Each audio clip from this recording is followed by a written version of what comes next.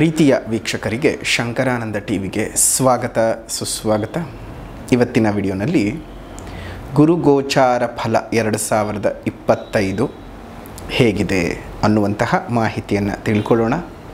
ಅದಕ್ಕಿಂತ ಮುಂಚಿತವಾಗಿ ಯಾರಾದರೂ ಶಂಕರಾನಂದ ಟಿವಿ ಯೂಟ್ಯೂಬ್ ವಾಹಿನಿಯನ್ನು ಸಬ್ಸ್ಕ್ರೈಬ್ ಮಾಡಿಲ್ಲ ಅಂದರೆ ಸಬ್ಸ್ಕ್ರೈಬ್ ಮಾಡಿ, ಇನ್ಸ್ಟಾಗ್ರಾಮ್ ಪೇಜ್ ಫೇಸ್ಬುಕ್ ಪೇಜನ್ನು ಫಾಲೋ ಮಾಡ್ತಾ ಇಲ್ಲ ಅಂದರೆ ಫಾಲೋ ಮಾಡಿ. ಅದರಿಂದ ನೆಕ್ಸ್ಟ್ ಅಪ್ಲೋಡ್ ಮಾಡುವಂತಹ ವಿಡಿಯೋ ನಿಮಗೆ ನೋಟಿಫಿಕೇಷನ್ನ ಮುಖಾಂತರ ಬಂದು ತಲುಪತ್ತೆ, ಹೊಸ ಹೊಸ ಮಾಹಿತಿಗಳನ್ನು ತಿಳ್ಕೊಳ್ಳೋದಕ್ಕೆ ಸಾಧ್ಯವಾಗುತ್ತೆ ಅಂತ ತಿಳಿಸ್ತಾ, ಗುರುಬಲ ಮೇ 14ನೇ ತಾರೀಕಿನಂದು ಗುರುಗ್ರಹವು ವೃಷಭ ರಾಶಿಯಿಂದ ಮಿಥುನ ರಾಶಿಗೆ ಪ್ರವೇಶ ಮಾಡ್ತಾ ಇದೆ.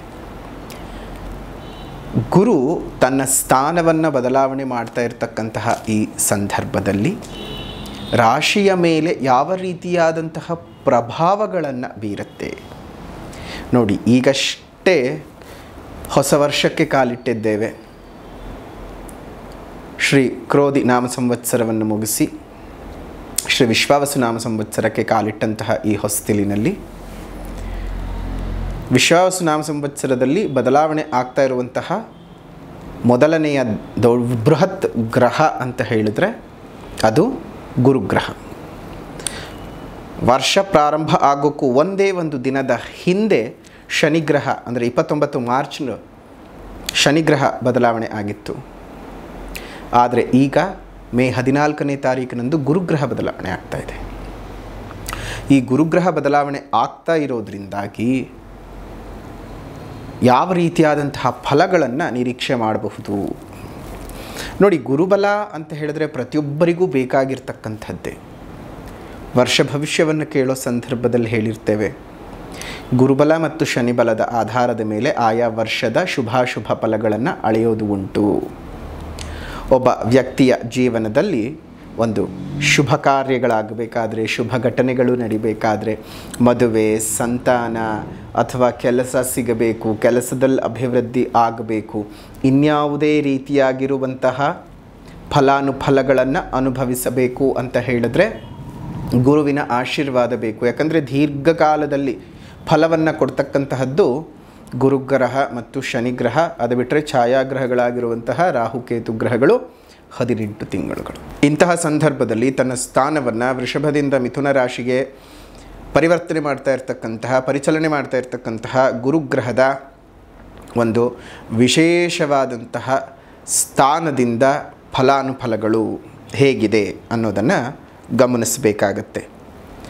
ಇಲ್ಲಿ ಗುರು ಅಂತ ಹೇಳಿದ್ರೆ ನೋಡಿ, ಪ್ರತಿಯೊಬ್ಬರೂ ಅಷ್ಟೇ ಕೇಳೋದು, ಮನೆ ಕಟ್ಟಬೇಕಾದರೆ ಆಗಲಿ, ಜಾಗ ತಗೊಳ್ಬೇಕಾದಾಗ ಆಗಲಿ, ಅಥವಾ ಏನೇ ಕೆಲಸಗಳನ್ನು ಮಾಡಿಕೊಳ್ಬೇಕು ಅಂದರೂ ಸಹ ಗುರುಬಲ ಅನ್ನುವಂತಹದ್ದು ತುಂಬ ಮುಖ್ಯ. ಗುರುಗ್ರಹಕ್ಕೆ ಅಷ್ಟು ಪ್ರಾಮುಖ್ಯತೆ ಇದೆ.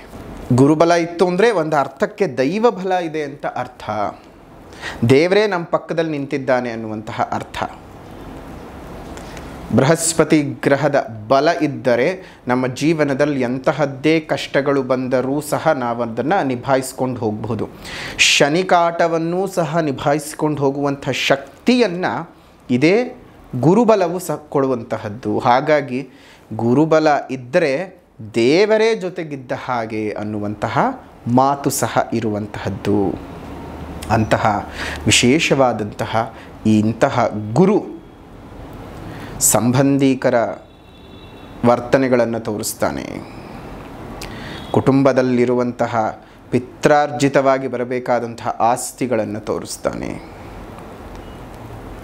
ಸಂತಾನವನ್ನು ತೋರಿಸ್ತಾನೆ. ಪೂರ್ವಿಕರು ಮಾಡಿದ ಪಾಪ ಪುಣ್ಯದ ಫಲಗಳನ್ನು ತೋರಿಸ್ತಾನೆ. ನಿಮ್ಮ ಪೂರ್ವ ಪುಣ್ಯದ ಆಧಾರದ ಮೇಲೆ ಈ ಜನ್ಮದ ಹಲವು ವಿಚಾರಗಳು ನಿಂತಿರುವಂತಹದ್ದು. ಅದೆಲ್ಲವೂ ಸಹ ಗುರುಗ್ರಹದ ಆಧಾರದಲ್ಲಿ. ಇಷ್ಟು ಕೇವಲ ಒಳ್ಳೆಯದು ಮಾತ್ರ ಅಲ್ಲ, ಪ್ರತಿಯೊಂದು ಗ್ರಹಕ್ಕೆ ಹೇಗೆ ಒಳ್ಳೆಯದಿದೆಯೋ ಅದೇ ರೀತಿಯಾಗಿ ಕೆಡುಕಿನ ಒಂದು ಛಾಯೆಯೂ ಸಹ ಇರುವಂಥದ್ದು ಇನ್ನೊಂದು ಪಾರ್ಶ್ವ, ಅದೇ ಅಶುಭ. ಬಹಳ ದೊಡ್ಡದಾಗಿ ಅನಾರೋಗ್ಯದ ಸಮಸ್ಯೆಯನ್ನು ಕೊಡ್ತಕ್ಕಂಥದ್ದು ಗುರುಗ್ರಹವೇ. ಉದಾಹರಣೆಗೆ ಡಯಾಬಿಟಿಸ್ ಇರುವಂಥದ್ದಿರಬಹುದು, ಒಬೆಸಿಟಿ ಪ್ರಾಬ್ಲಮ್, ಹೊಟ್ಟೆಗೆ ಸಂಬಂಧಪಟ್ಟಂತಹ ತೊಂದರೆ ತಾಪತ್ರಗಳನ್ನು ಕೊಡುವಂಥದ್ದು, ಬ್ಲಡ್ ರಿಲೇಟೆಡ್ ಪ್ರಾಬ್ಲಮ್, ಹೃದ್ರೋಗಗಳು, ಕಾರ್ಡಿಯಾಕ್ಗೆ ಸಂಬಂಧಪಟ್ಟಂತಹ ಕಾಯಿಲೆಗಳು ನೋಡಿ, ಎಲ್ಲ ದೊಡ್ಡ ದೊಡ್ಡ ಕಾಯಿಲೆಗಳು.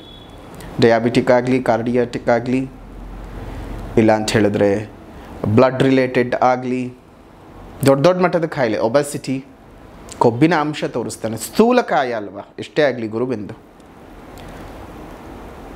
ನಿಮಗೆ ಕಾಯಿಲೆ ಕಸಾಲೆಗಳನ್ನು ಸಹ ತಂದು ಹಾಕ್ತಕ್ಕಂಥದ್ದು ಗುರುಬಲ ಇಲ್ಲದ ಪಕ್ಷದಲ್ಲಿ ಇಷ್ಟೆಲ್ಲ ಕೆಡುಕುಗಳು ಸಹ ನಡೆಯುತ್ತೆ.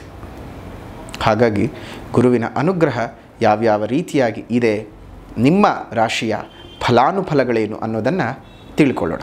ಇನ್ನು ಗುರುಗೋಚಾರ ಫಲ 2025 ಮಕರ ರಾಶಿಯವರಿಗೆ ಹೇಗಿದೆ ಅಂದರೆ, ಶನಿ ಕಾಟದಿಂದ ವಿಮುಕ್ತರಾದ್ರಿ, 7.5 ವಿಮುಕ್ತರಾದ್ರಿ ಅಂತ ನಿಟ್ಟುಸಿರು ಬಿಡಬೇಕೋ, ಅಥವಾ ಗುರುವಿನ ಅನಾನುಗ್ರಹಕ್ಕೆ ಉಂಟಾಗ್ತಾ ಇದ್ದೀರಿ ಅನ್ನುವಂತಹ ಯೋಚನೆಗೆ ಬೀಳಬೇಕೋ ಗೊತ್ತಾಗದ ಪರಿಸ್ಥಿತಿ. ಹಾವಿನ ಬಾಯಿಂದ ಏನೋ ತಪ್ಪಿಸ್ಕೊಂಡ್ರಿ, ಆದರೆ ಚೇಳಿನ ಬಾಯಿಗೆ ಬಿದ್ದಾಗುತ್ತೆ. ಅದು ಕುಟುಕತನೇ ಇರುತ್ತೆ, ಒಂದು ರೀತಿಯಾಗಿ ಹಿಂಸೆ. 6ನೇ ಮನೆಗೆ ಬರೋದ್ರಿಂದಾಗಿ ನಿಮಗೆ ವಿಪರೀತ ವ್ಯಾಧಿಗಳು ಜಾಸ್ತಿ ಆಗುತ್ತೆ. ದೇಹದಲ್ಲಿ ತುಂಬ ರೋಗ ರುಜಿನಗಳು ಜಾಸ್ತಿ ಆಗ್ತಕ್ಕಂಥದ್ದು, ಅಂಟು ರೋಗಗಳು, ಚರ್ಮವ್ಯಾಧಿಗಳು, ಕೂದಲಿಗೆ ಸಂಬಂಧಪಟ್ಟ ಹಾಗೆ, ಕಣ್ಣಿಗೆ ಸಂಬಂಧಪಟ್ಟ ಹಾಗೆ, ರಕ್ತಕ್ಕೆ ಸಂಬಂಧಪಟ್ಟ ಹಾಗೆ, ಹೊಟ್ಟೆಗೆ ಸಂಬಂಧಪಟ್ಟ ಹಾಗೆ, ಕರುಳಿಗೆ ಸಂಬಂಧಪಟ್ಟ ಹಾಗೆ ಕಾಯಿಲೆಗಳು ಉಂಟಾಗುವಂಥದ್ದು. ಎಸ್ಪೆಷಲಿ ನಿಮಗಾಗುವಂಥದ್ದು ಇನ್ಫೆಕ್ಷನ್ಗಳು, ಸ್ಟಮಕ್ ಇನ್ಫೆಕ್ಷನ್ ಜಾಸ್ತಿ ಆಗುತ್ತೆ. ಹಾಗಾಗಿ ಅನ್ಹೈಜಿನಾಗಿ ತಯಾರು ಮಾಡಿದಂತಹ ಊಟಗಳನ್ನು ನೀವು ವರ್ಜಿಸಬೇಕು. ಯಾವುದೇ ಕಾರಣಕ್ಕೂ ಮನೆ ಒಳಗಾಗಲಿ ಅಥವಾ ಹೊರಗಾಗಲಿ, ಏನು ಹೊರಗಡೆ ಹೋಟೆಲ್ನಲ್ಲೇ ನಮಗೆ ಯಾವಾಗಲೂ ಹೈಜಿನ್ ಇಲ್ದಿರೋ ಊಟ ಸಿಗುತ್ತೆ ಅಂತಲ್ಲ, ಎಷ್ಟೋ ಬಾರಿ ಮನೆಗಳಲ್ಲೂ ಸಹ ಹೈಜಿನ್ ಇಲ್ದಿರೋವಂಥ ಊಟಗಳನ್ನೇ ಮಾಡ್ತಾರೆ. ಸೊ ಹಾಗಾಗಿ ಹೈಜಿನ್ಗೆ ತುಂಬ ಪ್ರಾಮುಖ್ಯತೆಯನ್ನು ಕೊಟ್ಟು ಆಹಾರದ ಕ್ರಮವನ್ನು ನೀವು ಸರಿಯಾಗಿ ನೋಡ್ಕೊಳ್ಬೇಕು. ಆರೋಗ್ಯದ ಮೇಲೆ ಸಂಪೂರ್ಣವಾದಂತಹ ಹಿಡಿತವನ್ನು ನೀವು ಸಾಧಿಸಿಕೊಳ್ಬೇಕು. ಹಣಕಾಸಿನ ವಿಚಾರ ಅಂತ ಬಂದ ಸಂದರ್ಭಕ್ಕೆ ಧನಸ್ಥಾನದ ಮೇಲೇನೋ ದೃಷ್ಟಿ ಬರ್ತಾ ಇದೆ. ಸೊ ತೊಂದರೆ ಇಲ್ಲ, ಹಣಕಾಸಿನ ಒಳಹರಿವು ನಿಮಗೆ ಅನುಕೂಲಕರವಾಗಿಯೇ ಇರುತ್ತೆ. ಆದರೂ ವ್ಯಯಸ್ಥಾನದ ಮೇಲೂ ಸಹ ದೃಷ್ಟಿ ಇದೆ, ವ್ಯಯವೂ ಸಹ ಆಗ್ತಾ ಹೋಗೋದು. ನೋಡಿ, ನಿಮಗೆ ಲಾಭದ ಮೇಲೂ ಧನಸ್ಥಾನದ ಮೇಲೂ ದೃಷ್ಟಿ, ವ್ಯಯಸ್ಥಾನದ ಮೇಲೂ ದೃಷ್ಟಿ. ದುಡ್ಡು ಹೀಗೆ ಕೊಡೊಟ್ಟು ಬಿಡೋದು, ಹಾಗೇ ವಾಪಸ್ ಕಿತ್ಕೊಂಡ್ಬಿಡೋದು. ಮನೆಯ ಹಿರಿಯರ ಅನಾರೋಗ್ಯ ನಿಮ್ಮನ್ನು ಇನ್ನೊಂದಷ್ಟು ಚಿಂತೆಗೆ ಈಡು ಮಾಡುತ್ತೆ. ವ್ಯಾಪಾರ ವ್ಯವಹಾರಗಳಲ್ಲಿ ಒಂದಿಷ್ಟು ಹಿನ್ನಡೆಯನ್ನು ನೀವು ನೋಡಬೇಕಾಗತ್ತೆ. ನಂಬಿಕೆ ದ್ರೋಹಗಳು ಜಾಸ್ತಿ ಆಗ್ತಕ್ಕಂಥದ್ದು. ಸರಿಯಾದ ಸಮಯಕ್ಕೆ ಬರಬೇಕಾದಂತಹ, ಸರಿಯಾದ ಸಮಯಕ್ಕೆ ಆಗಬೇಕಾದಂತಹ ಕೆಲಸ ಕಾರ್ಯಗಳಾಗಲಿ, ಹಣಕಾಸುಗಳಾಗಲಿ ಯಾವುದೂ ಸಹ ಕೈಗೂಡೋದಿಲ್ಲ. ಒಟ್ಟಾರೆಯಾಗಿ ಒಂದಿಷ್ಟು ಚಿತ್ರಹಿಂಸೆಯನ್ನು ನೀವು ಅನುಭವಿಸಬೇಕಾಗ್ತದೆ ಈ ಒಂದು ಸಂದರ್ಭದಲ್ಲಿ. ಇನ್ನು ಮಕರ ರಾಶಿಯವರಿಗೆ ಗುರುವಿನ ಅನುಗ್ರಹವು ಸಂಪೂರ್ಣವಾಗಿ ಇರೋದಿಲ್ಲ. ನಿಮ್ಮ ಬುದ್ಧಿಶಕ್ತಿಯ ಮೇಲೆ, ಜ್ಞಾನದ ಮೇಲೆ, ದೇಹದ ಮೇಲೆ ಹಲವಾರು ರೀತಿಯಾಗಿ ತೊಂದರೆಗಳು ಬರ್ತಾ ಇರುತ್ತೆ. ಇನ್ನು ವೈವಾಹಿಕ ಜೀವನದಲ್ಲಿ ಹಲವು ವಿಧದ ಏರುಪೇರುಗಳು ಉಂಟಾಗುವ ಸಾಧ್ಯತೆಗಳನ್ನು ತಳ್ಳಿ ಹಾಕುವ ಹಾಗೆ ಇಲ್ಲ. ಹಲವಾರು ರೀತಿಯಲ್ಲಿ ಒಂದಿಷ್ಟು ಗೊಂದಲಗಳು ನಿಮ್ಮ ವೈಯಕ್ತಿಕ ಜೀವನದಲ್ಲಿ ಆಗ್ತಾ ಹೋಗುತ್ತೆ. ಒಂದಷ್ಟು ಅಪಕಾರಗಳು ನಿಮಗಾಗುವಂಥದ್ದು. ಯಾರನ್ನು ನಂಬಿ ನೀವು ಹಣವನ್ನು ಕೊಡ್ತಿರಲ್ಲ, ಅವ್ರು ಯಾರು ನಿಮಗೆ ವಾಪಸ್ ಕೊಡೋದಿಲ್ಲ. ಹುಷಾರು, ದುಡ್ಡು ಕಾಸಿನ ವಿಚಾರದಲ್ಲಿ ಹುಷಾರು. ಯಾರಿಗೂ ಸಾಲ ಕೊಡಬೇಡಿ, ನೀವು ಸಾಲ ತೊಗೊಳೋದಕ್ಕೆ ಹೋಗಬೇಡಿ, ಶ್ಯೂರಿಟಿ ಹಾಕಬೇಡಿ, ತಾಪತ್ರೆಗಳಿಗೆ ಸಿಕ್ಕಾಕ್ಕೊಳ್ಬೇಕಾಗತ್ತೆ. ಹುಷಾರು. ಮನಸ್ಸಿಗೆ ತುಂಬ ಗಾಢವಾದಂತಹ ಪ್ರಾಬ್ಲಮ್ಗಳು ಬರುತ್ತೆ. ಜೊತೆಗೆ 6ನೇ ಮನೆಗೆ ಗುರು ಬರ್ತಾ ಇರೋದ್ರಿಂದ ಈ ಕೊಲೆಸ್ಟ್ರಾಲ್ ಪ್ರಾಬ್ಲಮ್ ಜಾಸ್ತಿ ಆಗಿಬಿಡುತ್ತೆ. ಒಬೆಸಿಟಿ ಪ್ರಾಬ್ಲಮ್ನಿಂದ ತುಂಬ ಬಳಲಬೇಕಾಗತ್ತೆ.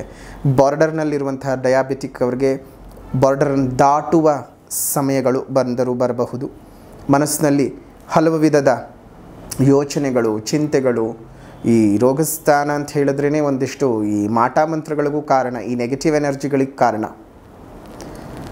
ಅಲ್ಲಿ ಗುರು ಬರ್ತಾ ಇರುವಂಥದ್ದು. ಜೊತೆಗೆ ಆ ಸ್ಥಾನದ ಅಧಿಪತಿಯನ್ನು ನೋಡಿದ ಸಂದರ್ಭಕ್ಕೆ ಬುಧನಾಗಿರ್ತಾನೆ 6ನೇ ಮನೆಯಲ್ಲಿ. ಆ ಬುಧನ ಸ್ಥಾನವೂ ಸಹ ಅಷ್ಟೊಂದು ಸಂಚಾರಗಳು ಅಷ್ಟೊಂದು ಶುದ್ಧವಾಗಿ ಬೇರೆ ಇಲ್ಲ. ಇದಕ್ಕಿದ್ದ ಹಾಗೆ ಈ ನೆಗೆಟಿವಿಟಿಯ ಪ್ರಭಾವಗಳು ಜಾಸ್ತಿ ಆಗುವ ಸಾಧ್ಯತೆಗಳಿದ್ದಾವೆ. ಹುಷಾರಾಗಿದ್ದು ಜೀವನನ ಸಾಗಿಸ್ಕೊಳ್ತಾ ಹೋಗಿ.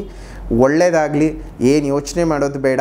ಗುರುವಿನ ಬಲ ಇಲ್ಲ ಅಂತ ಕೊರಗೋದು ಬೇಡ. ಶನಿಯ ಅನುಗ್ರಹ ಅಷ್ಟೋ ಇಷ್ಟೋ ಏನೋ ಬರ್ತಾ ಇದೆ. 7.5 ಬೇರೆ ಹೊರಗೆ ಬಂದಿದ್ದೀರಿ. ಹಾಗಾಗಿ ನೀವು ಮಾಡ್ಕೊಳ್ಬೇಕಾಗಿರ್ತಕ್ಕಂತಹ ಪರಿಹಾರನ ಒಂದು ಸ್ವಲ್ಪ ಯೋಚನೆ ಮಾಡ್ಕೊಳ್ಳಿ, ಅನುಕೂಲವಾಗಲಿ. ಇನ್ನು ಗುರುಮಹಾಯಾಗದಲ್ಲಿ ಪಾಲ್ಗೊಂಡು ನಿಮ್ಮ ಹೆಸರಿನಲ್ಲಿ ಒಂದು ಸಂಕಲ್ಪ ಪೂಜೆಯನ್ನು ಮಾಡಿಸಿ ಅದಕ್ಕೆ ಬೇಕಾಗಿರುವಂಥ ಮಾಹಿತಿಯನ್ನು ಇಲ್ಲೇ ಇರುವಂಥ ಫೋನ್ ನಂಬರ್ಗೆ ಫೋನ್ ಮಾಡಿದರೆ ಡೀಟೇಲ್ಸ್ ಹೇಳ್ತಾರೆ. ನಿಮ್ಮ ಹೆಸರಿನಲ್ಲಿ ಸಂಕಲ್ಪ ಪೂಜೆಯನ್ನು ಮಾಡಿಸಿ ಅದಕ್ಕಿರುವಂತಹ ಶುಲ್ಕ 333 ರೂಪಾಯಿಗಳು ಒಬ್ಬರಿಗೆ. ಯಾಗದ ನಂತರದಲ್ಲಿ ನಿಮಗೆ ಕೊಡುವಂತಹ ಪ್ರಸಾದವನ್ನು ನೀವು ಕೈಗೆ ಕಟ್ಕೊಳ್ಬೇಕು ಮತ್ತು ಅಕ್ಷತೆಯ ಪ್ರಸಾದವನ್ನು ದೇವರ ಮನೆಯಲ್ಲಿಟ್ಟು ಪೂಜೆ ಮಾಡಬೇಕು. ಅದನ್ನು ಪೋಸ್ಟಿನ ಮುಖಾಂತರವೇ ಪಡ್ಕೊಳ್ಳೋದಕ್ಕೆ ಸಾಧ್ಯವಾಗುತ್ತೆ. ಪ್ರತಿಯೊಬ್ಬರಿಗೂ ಪೋಸ್ಟಿನ ಮುಖಾಂತರ ಬಂದು ಸೇರುತ್ತೆ. ನೀವು ಮಾಡಿಕೊಳ್ಬೇಕಾದಂತಹ ಪರಿಹಾರ, ಔದುಂಬರ ವೃಕ್ಷಕ್ಕೆ ಪ್ರದಕ್ಷಿಣೆ ಮಾಡ್ತಾಯಿರಿ. ಯಾವುದಾದ್ರೂ ದೇವಸ್ಥಾನಗಳಿಗೆ ಅದು ಬೆಳೆದು ದೊಡ್ಡದಾಗಿ ಮರವಾಗುವಂಥ ಸಾಧ್ಯ ಇರುವಂಥ ದೇವಸ್ಥಾನಗಳಿಗೆ ಔದುಂಬರ ಗಿಡಗಳನ್ನು ಕೊಟ್ಟು ಬೆಳೆಸಿಸಿ. ಧೈರ್ಯವಾಗಿದ್ದು ಹೇಳಿದ ಕೆಲಸವನ್ನು ಮಾಡ್ಕೊಳ್ಳಿ. ಶುಭವಾಗಲಿ, ಮಂಗಳವಾಗಲಿ. ಇನ್ನು ಹಲವು ಜನರಿಗೆ ತುಂಬ ದೂರದ ಊರುಗಳಲ್ಲಿರ್ತೀರಿ, ಬರೋದಕ್ಕೆ ಸಾಧ್ಯವಾಗಲ್ಲ. ಅವರೆಂಥವ್ರು ಏನು ಮಾಡಬೇಕು ಅಂತಂದರೆ, ನೀವು ಆನ್ಲೈನ್ನ ಮುಖಾಂತರ ಪೇಮೆಂಟನ್ನು ಮಾಡಿ ಪೋಸ್ಟಿನ ಮುಖಾಂತರವಾಗಿಯೇ ನಿಮಗೆ ಬಂದು ಪ್ರಸಾದ ತಲುಪತ್ತೆ. ಜೊತೆಗೆ ಗುರು ಮಹಾಯಾಗವನ್ನು ನೀವು ನಮ್ಮ ಶಂಕರಾನಂದ TV ಯೂಟ್ಯೂಬ್ ವಾಹಿನಿಯಲ್ಲಿ ಲೈವನ್ನು ನೋಡಬಹುದು. ಆದರೆ ಅತಿ ಹೆಚ್ಚು ಸಂಖ್ಯೆಯಲ್ಲಿ ನೇರವಾಗಿಯೇ ಬಂದು ಪಾಲ್ಗೊಳ್ಳೋದಕ್ಕೆ ಪ್ರಯತ್ನವನ್ನು ಮಾಡಿ. ನಿಮ್ಮೆಲ್ಲರಿಗೂ ಸಹ ಒಳ್ಳೆಯದಾಗಲಿ. ಗುರು ಮಹಾಯಾಗ ನಡೀತಿರುವಂತಹ ಜಾಗನಾದರೂ ಯಾವುದಪ್ಪ ಅಂತ ಹೇಳಿದ್ರೆ, ನಮ್ಮ ಬೆಂಗಳೂರಿನ ಕನಕಪುರ ರಸ್ತೆಯ ಕಗ್ಗಲೀಪುರದಲ್ಲಿರುವಂತಹ ಏಳೂರಿನ ಗ್ರಾಮ ದೇವತೆಯಾಗಿರುವಂತಹ ಶ್ರೀ ಪಟಾಲಮ್ಮ ಅಮ್ಮನವರ ಸನ್ನಿಧಿಯಲ್ಲಿ ನಡೆಯಲಿದೆ. ಇಲ್ಲಿಗೆ ಯಾರು ಬೇಕಾದರೂ ಸಹ ಬರಬಹುದು. ಪ್ರತಿಯೊಬ್ಬರಿಗೂ ಸಹ ಅವಕಾಶವಿದೆ, ಯಾರು ಬೇಕಾದರೂ ಬರಬಹುದು. ಕೇವಲ ಪೂಜೆಗೆ ರಿಜಿಸ್ಟರ್ ಮಾಡ್ಕೊಂಡಿರೋರು ಮಾತ್ರನೇ ಬರಬೇಕು ಅನ್ನುವಂತಹದ್ದೇನಿಲ್ಲ. ನಿಮ್ಮ ಕೈನಲ್ಲಿ ಪೂಜೆ ಮಾಡಿಸ್ಕೊಳ್ಳೋಕೆ ಆಯಿತು ಅಂತ ಹೇಳಿದ್ರೆ 333 ರೂಪಾಯಿ ಶುಲ್ಕವನ್ನು ಕಟ್ಟಿ ನೀವು ಪೂಜೆಯನ್ನು ಮಾಡಿಸ್ಕೊಳ್ಬಹುದು. ಇಲ್ಲ ಅಂತ ಹೇಳಿದ್ರೆ ಕಡೆ ಪಕ್ಷ ನೀವು ಬಂದು ನೋಡಿ ದೇವರ ಆಶೀರ್ವಾದವನ್ನು ನೀವು ಪಡ್ಕೊಂಡು ಹೋಗಬಹುದು. ಆಶೀರ್ವಾದಕ್ಕೇನೂ ಸಹ ಶುಲ್ಕವಿಲ್ಲ. ಅಯ್ಯೋ ಗುರುಗಳೇ, ನಮ್ಮ ಹತ್ರ ಹಣವಿಲ್ಲ, ಏನು ಮಾಡೋದು, ನಾವು ಬರಬಹುದಾ ಅಂತ ತುಂಬ ಜನ ಕೇಳ್ತೀರಿ. ಯಾವುದೇ ರೀತಿಯ ಗೊಂದಲ ಬೇಡ, ತಾಪತ್ರಯ ಬೇಡ. ಬನ್ನಿ, ನಿಮ್ಮ ಕೈನಲ್ಲಿ ಏನು ಸೇವೆ ಆಗುತ್ತೆ ಅದನ್ನು ಮಾಡಿ. ಯಾರು ಬೇಕಾದರೂ ಬರಬಹುದು. ಅಲ್ಲಿ ಏನೋ ಒಂದು ಪುರೋಹಿತರಿಗೆ ಒಂದು ಹೂ ಎತ್ಕೊಡೋದು, ಅಥವಾ ಇನ್ನೊಬ್ರಿಗೆ ಯಾರಿಗೋ ಏನೋ ಒಂದು ಸಹಾಯ ಮಾಡೋದು, ಒಬ್ರಿಗೆ ನೀರು ಬಂದವ್ರಿಗೆ ನೀರು ಕೊಡೋದು, ವ್ಯವಸ್ಥೆ ಮಾಡಿರೋದನ್ನು ಇನ್ನೊಂದಷ್ಟು ಅಚ್ಚುಕಟ್ಟು ಮಾಡಿಕೊಡೋದು. ನಿಮ್ಮ ಕೈನಲ್ಲಿ ಏನಾಗುತ್ತೆ, ಭಗವಂತನಿಗೆ ಸೇವೆ ಮಾಡಿ. ಸರಿನಾ? ಹಾಗಾಗಿಯೇ ಜೊತೆಗೆ ನಾವಿಟ್ಟಿರುವಂಥದ್ದು ಅತ್ಯಂತ ಕಡಿಮೆ ಶುಲ್ಕವೇ, 333 ರೂಪಾಯಿಗಳು ಒಬ್ಬರಿಗೆ. ಅದು ಸಹ ಸಾಧ್ಯವಿಲ್ಲ ಅಂದರೆ ಈ ರೀತಿಯಾಗಿ ಬಂದು ನಿಮ್ಮ ಸೇವೆಯನ್ನು ನೀವು ಮಾಡಬಹುದು. ವಿಳಾಸ ಇರುವಂತಹದ್ದು ಕನಕಪುರ ರಸ್ತೆಯ ಕಗ್ಗಲೀಪುರದಲ್ಲಿರುವಂತಹ ಏಳೂರಿನ ಗ್ರಾಮ ದೇವತೆಯಾಗಿರುವಂಥ ಶ್ರೀ ಪಟಾಲಮ್ಮ ಅಮ್ಮನವರ ಸನ್ನಿಧಿ. 14ನೇ ತಾರೀಕು ಬೆಳಗ್ಗೆ 9 ಗಂಟೆಯಿಂದ ಪ್ರಾರಂಭವಾಗುತ್ತೆ. ಸೊ ಹಾಗಾಗಿ ತಾವೆಲ್ಲರೂ ಸಹ ಬರಬಹುದು. ಗುರುಮಹಾಯಾಗದಲ್ಲಿ ನೀವು ಭಾಗವಹಿಸಬಹುದು. ಎಲ್ಲರಿಗೂ ಸಹ ವಿಶೇಷವಾದ ಅವಕಾಶ ಇದ್ದೇ ಇರುತ್ತೆ. ದೇವರ ಮೇಲೆ ಭಾರ ಹಾಕಿ ನೀವು ಸಹ ಬಂದು ನಿಮ್ಮ ಜೊತೆಯಲ್ಲಿರುವಂತಹ ಸಂಗಡಿಗರನ್ನು ಕರ್ಕೊಂಡು ಬಂದು ಪೂಜೆ ಮಾಡಿಸಿ. ಶುಭವಾಗಲಿ, ಮಂಗಳವಾಗಲಿ. ಇದಾಗಿತ್ತು ವಿಶೇಷವಾಗಿರ್ತಕ್ಕಂತಹ ಮಾಹಿತಿ ಇರುವಂತಹ ವಿಡಿಯೋ ಇಷ್ಟ ಆಗಿದ್ದರೆ ಲೈಕ್ ಮಾಡಿ, ಶೇರ್ ಮಾಡಿ, ಕಮೆಂಟ್ ಮಾಡಿ. ಮತ್ತೊಂದು ವಿಡಿಯೋದೊಂದಿಗೆ ಮತ್ತೆ ಭೇಟಿಯಾಗೋಣ. ಅಲ್ಲಿವರೆಗೂ ನಮಸ್ಕಾರ. ಲೋಕಾ ಸಮಸ್ತ ಸುಖಿನೋ ಭವಂತು, ಸಕಲ ಸನ್ಮಂಗಳಾನಿ ಭವಂತು, ಸರ್ವೇ ಜನಾಃ ಸುಖಿನೋ ಭವಂತು, ಸಮಸ್ತ ಸನ್ಮಂಗಳಾನಿ ಭವಂತು.